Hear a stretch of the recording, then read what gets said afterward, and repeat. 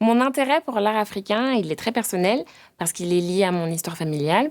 Vu que je suis d'origine béninoise, depuis que je suis petite, je vois beaucoup d'œuvres africaines dans mon salon, chez moi, ou même quand je voyage au Bénin. Mes sentiments et réactions principaux, la première fois que j'ai vu cette œuvre, c'était de me sentir rassurée, parce que c'est surtout les yeux de la statue qui m'ont interpellée.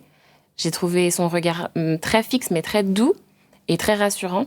Et aussi le fait qu'il soit sur un socle qui semble très stable et qui évoque la force, la sagesse.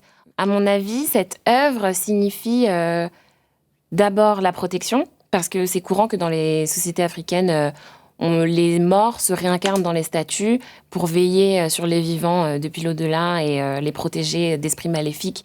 Ensuite, les attributs masculins de la statue sont assez imposants, donc je pense que ça a aussi un rapport avec la fécondité, la fertilité. À mon avis, ça m'étonnerait pas que les hommes et les femmes priaient cette statue pour pouvoir concevoir. Et puis, je pense qu'elle était à destination de tout le monde, puisque étant donné qu'elle a cette dimension de protection, elle était autant pour les hommes que pour les femmes, pour les enfants, pour les personnes âgées, pour les malades et tout ce genre de choses. Et je pense que elle devait être peut-être un peu isolée, comme sur une sorte d'autel, pour que les gens puissent venir la prier et la contempler.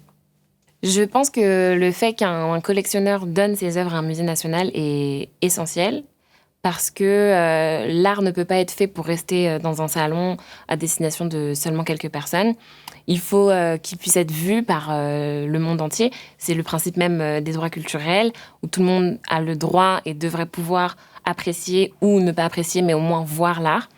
Donc pour ça, c'est très important. Et aussi, on se trouve dans un contexte où l'interculturalité est extrêmement importante et où il faut pouvoir avoir accès aux œuvres extra-européennes et africaines, océaniennes, etc., autant qu'on a accès aux œuvres occidentales. On devrait pouvoir les étudier, les admirer autant.